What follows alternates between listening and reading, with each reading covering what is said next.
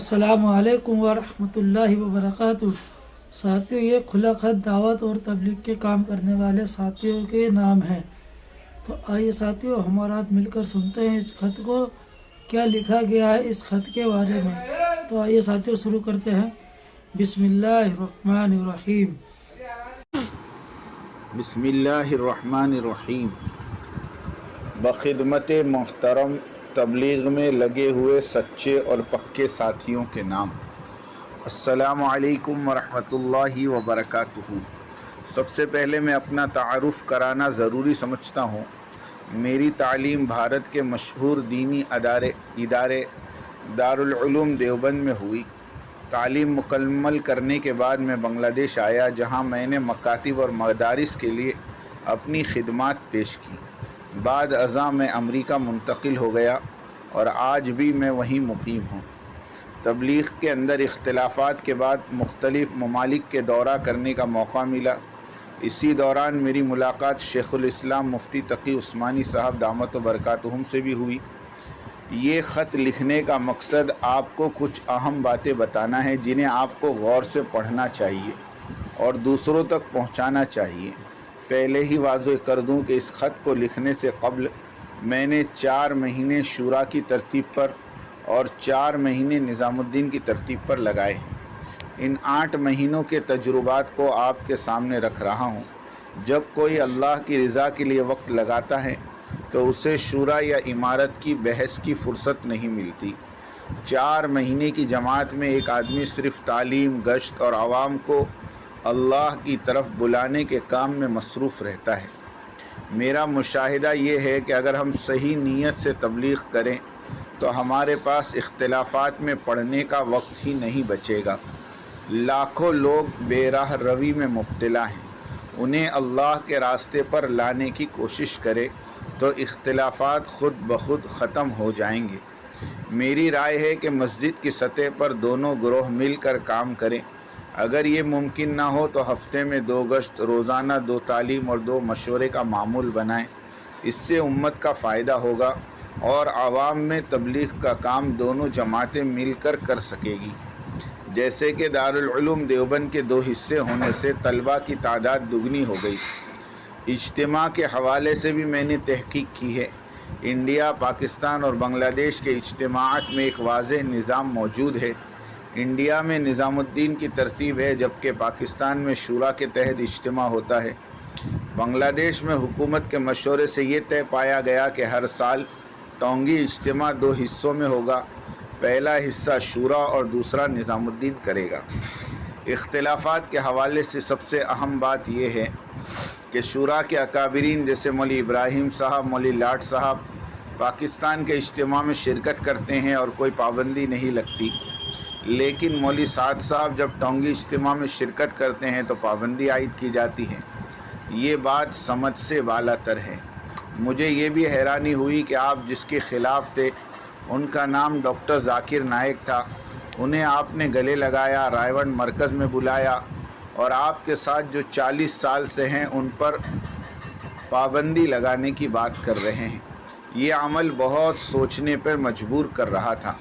मैंने तहकीक के दौरान ये भी मालूम किया कि दारुल उलूम देवबंद ने तबलीगी इख्तिलाफ़ात में किसी का साथ नहीं दिया।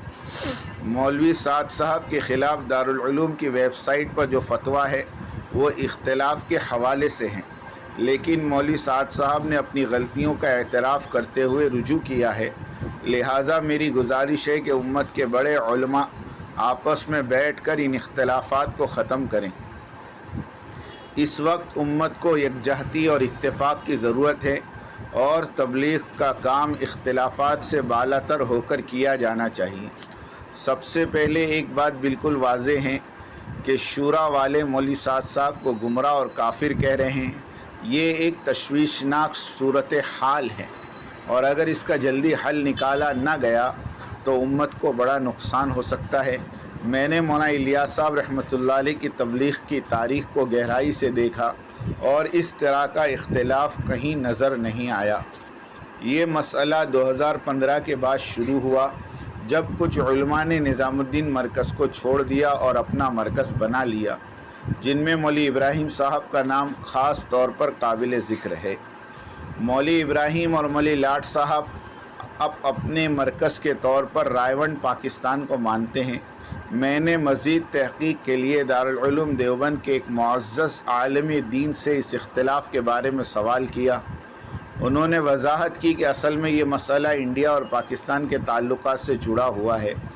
جیسے کرکٹ کے میدان میں مقابلہ ہوتا ہے، پاکستان عالمی شورا بنانے کا خواہاں تھا جس میں تمام ممالک کے افراد شامل ہو، لیکن مولوی سعد صاحب نے اس بات کو رد کرتے ہوئے کہا کہ ہر ملک کی اپنی شورا ہونا چاہیے جو اپنے اپنے ملک میں کام کرے۔ یہ فیصلہ مولوی سعد صاحب نے اس وقت کیا جب بھارت میں مودی کی حکومت آ چکی تھی اور قانونی مشیروں اور علماء نے انہیں مشورہ دیا کہ عالمی شورا کی پالیسی دوبارہ نہ اپنائی جائے، کیونکہ اب وہ ماحول نہیں رہا جو مولانا انعام الحسن صاحب رحمۃ اللہ علیہ کے دور میں تھا۔ مولانا علی میاں رحمۃ اللہ علیہ کے ایک خط میں بھی اس مسئلے کی وضاحت موجود ہے، جس سے مولوی سعد صاحب کے فیصلے کی اہمیت مزید اجاگر ہوتی ہے۔ میں آپ کے ساتھ اپنے مطالعے کے نتائج شیئر کرنا چاہوں گا، جس میں نے ہندوستان، پاکستان اور بنگلہ دیش کی دینی تنظیموں کی شورا کا جائزہ لیا۔ میں نے دیکھا کہ ان شورا میں کسی دوسرے ملک کے لوگ شامل نہیں تھے، چاہے وہ دارالعلوم دیوبند ہو یا کوئی اور تنظیم۔ اس کی وجہ سب سے بڑا سیاسی دباؤ تھا۔ اگر کسی دوسرے ملک کا نمائندہ شورا میں رکھا جاتا تو اس تنظیم پر پابندیاں لگانا آسان ہو جاتی، جیسا کہ موجودہ حالات ہیں۔ یہ بات اکثر علماء کرام کے زیر بحث آتی ہے اور میں بھی مولانا سعد صاحب کے موقف کو درست سمجھتا ہوں۔ میرے مشاہدے کے مطابق مولوی سعد صاحب کا نقطہ نظر مضبوط اور حکمت پر مبنی تھا۔ اگر بین الاقوامی تعلقات کو دیکھا جائے تو بھارت کا دنیا کے اکثر ممالک کے ساتھ بہتر تعلق ہے اور مولانا سعد صاحب اسی کا فائدہ اٹھانا چاہتے تھے۔ یہی وجہ ہے کہ دنیا کے زیادہ تر تبلیغی مراکز نظام الدین مرکز کے تابع ہیں، حتیٰ کہ پاکستان کے عوام بھی مولوی سعد صاحب کو اپنے ملک میں دعوت دینے کے خواہشمند ہے۔ اور ایک اور دلچسپ بات یہ ہے کہ آج جتنے بھی شورا کے ارکان ہیں، ان میں سے کوئی بھی تبلیغ کے تیسری امیر مولانا انعام الحسن صاحب رحمۃ اللہ علیہ کی شورا میں شامل نہیں تھا، جبکہ مولوی سعد صاحب اس شورا کا حصہ تھے۔ بہرحال میری عاجزانہ درخواست ہے کہ مسجد کی سطح پر تمام جماعتیں ایک ہو کر کام کریں اور امت کو مزید اختلافات سے بچائیں۔ آپ کا بھائی منصور قاسمی، واشنگٹن ڈی سی، امریکہ۔ تو ساتھیو، اس ویڈیو کے متعلق آپ کی جو بھی رائے ہو، آپ اپنی رائے ہمارے ساتھ ضرور شیئر کریں۔ تو پھر ملیں گے اسی طرح اور کوئی نئے بیان اور کوئی نئی اپڈیٹ کو لے کر۔ جب تک آپ حضرات اپنی دعاؤں میں ہمیں یاد رکھنا۔ اب آپ لوگ ہمیں دیں اجازت۔ السلام علیکم ورحمۃ اللہ وبرکاتہ۔